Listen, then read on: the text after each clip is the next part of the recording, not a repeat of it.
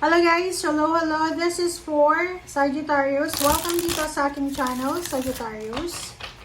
Alamin natin kung anong messages, vibration, by energy para sa inyong lahat, Sagittarius. Please comment down below if you resonated. Sa lahat ng Sagittarius na nandito, maraming salamat sa inyong lahat guys. I hope na makaresonate kayo dito. Please comment down below if you are resonated or hindi. Okay, this is for money, the star, Sagittarius. Wow! Congratulations! Wish fulfillment. Pera, good news. OMG, this is freedom, Sagittarius. Ang galing naman.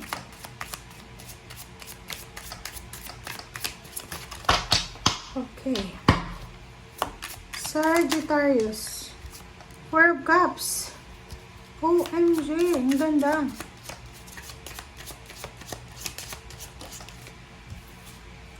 And Ten of Swords and Nine of Pentacles. Wow. Ito na ito yung pinakamagandang reading na nakuha ko sa inyo for several years. Okay, Sagittarius, please comment down below if you resonated. Pero, ang ganda ng reading mo. Okay? Ulitin ko lang. This year of 2026, congratulations sa lahat ng Sagittarius na nandito. Because there's a wish fulfillment coming. Good news coming, communication, letter, documents, paperworks. 2026 ay sobra-sobra kang magiging busy. Pwedeng pipirma ka ng kontrata, kontrata sa trabaho, negosyo, papeles, visa, passport, dream country, parang ganon. So you're relocating or maybe you're moving sa country na gusto mo. There's a good news coming para sa lahat ng Sagittarius dito. Wish fulfillment siya. So, may mga wini-wish ka, mayroon kang mga pinapangarap sa buhay na posibleng darating siya ngayong 2026. And ito na yung katuparan ng pangarap mo. And freedom. Kumbaga, sinasabi sa iyo Sagittarius ng barahan na makukuha mo yung kalayaan na minamanifest mo ngayong 2026. Makukuha mo yung freedom talaga. Kalayaan. Okay, kapayapaan. Relationship, if you're waiting for a divorce, annulment, pwedeng makuha mo siya, kaya nga may freedom dito. Maybe wish mo yan na makapaghiwalay na, or maybe, yun, kasi Ten of Swords dito, merong iba sa inyo dyan na maybe this is about money. So, sinasabi ng bara sa inyo na gusto mo nang makipaghiwalay sa ka-partner mo sa business or ka-team mo, and gusto mo nang makalaya sa kontrata, sa pamilya. Hindi ko alam kung bakit sa pamilya to. Maybe yung business mo ay involved ng family. Posibleng mangyari yan ngayong 2026. And Nine of Pentacles, sinasabi ng barahan na you will be free from any negative financial attachment. And you will receive your wishes, financial wishes. So, parang, freedom. Makakaalis ka na sa toxic na connection, parang halimbawa yung kontrata na nakakasakal na sa trabaho, negosyo, or kung ano pa man, ay posibleng matapos na siya this year and pipirma ka ulit ng bagong kontrata. So, ganun. Alright, so let's check. This is love life.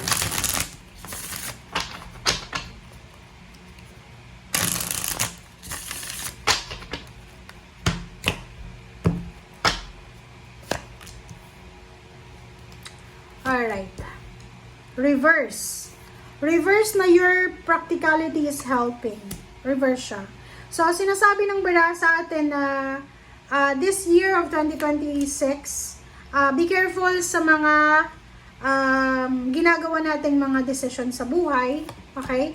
We need to be careful kasi pwedeng yung pagiging practical mo ay hindi na mag-work. Ngayon, yung diskarte mo dati ay possible. Like sa relationship ito, yung pagiging, halimbawa, sa relationship, yung pagiging kuripot mo sa karelasyon, ay hindi na mag-work. Pwede yung karelasyon mo, sawang-sawa na siya sa pagiging kuripot mo. So, you need to think before you act. Okay? Do not give up. So, sinasabi din sa relationship, na wag mo daw na isuko ang relationship mo or wag kang sumuko. Okay? So, may mga situation, may mga pangyayari sa relationship mo na nangangailangan ng energy and time. So, ibig sabihin ng third card na yan sa relationship, kailangan mong trabahuin ang relationship mo. Asawa, boyfriend, girlfriend, parents, siblings, work relationship, kailangan nating i-work out yung relationship na yan. Ano yung ibig sabihin niya? Pag feeling mo hindi na nag-workout yung relationship mo, kailangan trabahuin mo siya kasi baka ikaw yung may mali. Kasi minsan, di ba guys, hindi naman ibang tao yung may mali. Minsan tayo eh.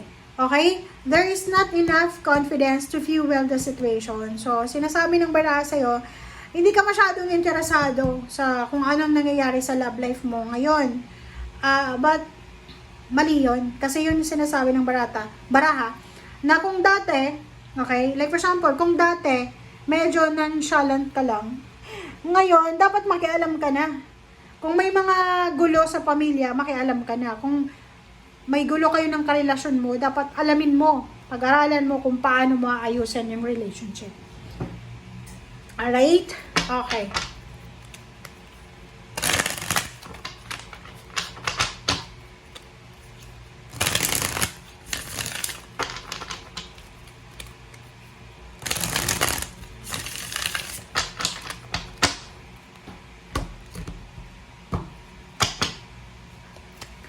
Okay, this is general message. Oh, diba? There's incoming more money. Job offer, new money, new source of income. New money siya eh. So, maraming pwedeng pagkakitaan, maraming pera, promotion, salary increase, higher position, higher salary, investment, or ano pa man. So, darating yan sa'yo this year. Talagang may wish fulfillment ka. Napakaswerte mo naman. Okay. Next is, this is power. So, sinasabi ng barahan na you will be super strong, super confident sa taong ito, lalo na sa pera. Nakikita ko sa'yo dito na sobra-sobra kang magiging busy. Sobra-sobra yung so ngayon pa lang, okay, this year, alam ba ngayon, habang nanonood ka ngayong 2025, mag-take ka na ng vitamins, magpa-check ka sa doktor kung ano yung pwedeng mga healthy lifestyle ang pwede mong magawa. Kasi yung 2026 mo, simula 2026, ay sobra-sobra kang magiging busy. Kailangan mo ng vitamins para baka sobra kang overtime, tataas yung position mo, syempre marami ka din na dadagdag din yung yung mga trabaho, obligations. May business kang sisimulan this year or there's a collaboration. Kasi ito parang CEO eh, 'di ba? Meron dito sa Sagittarius na magsisimula ka na mag-isip na magnegosyo this year of 2026. Or yung iba din sa inyo dyan, you will collaborate with someone else na mataas yung posisyon sa trabaho. So, 2026, sinasabi ng bara sa'yo dito na posibleng nagpaplano ka na pumasok sa politika 2027 or kailan ba? Nakikita ko sa'yo dito na punong-puno ka ng strength, diba? Sobrang lakas mo eh. Parang sobrang confidence level mo din, nakikita natin dito. Okay? And sobrang magiging busy ka sa 2026. Pwedeng may trabaho ka na, magbe-business ka pa, or may business ka na, another business opening pa, another branch, or kano pa man siya. Basta maraming pera yung papasok sa'yo. This year na to ay uulan ng swerte, uulan ng pera sa buhay mo. Okay, Sagittarius. Okay, 8 of Air. So, sinasabi ng bara sa'yo na wala nang oras, wala nang puwang kung ano man ang negativity sa buhay mo. Kasi magiging sobrang busy ka na. So, this year ay kailangan mong bigyan ng pansin ang pera, kaperahan eh. So, ibig sabihin yan, ang year 2026 ay makakaalis ka na. 'Di ba? Ang year 2026, yan yung taon na magsisimula ng bagong direksyon yung mga Sagittarius. Ibig sabihin niya, kung dati ay feeling stagnant ka, kung dati ay pakiramdam mo wala ng pag-asa, ngayon, sinasabi ng Ten of Earth na yan, na yung direksyon na tatahakin mo simula ngayong taon ay sobra-sobrang galante, luxurious.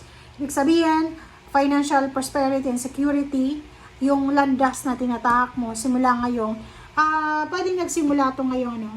2025, second half ng 2025.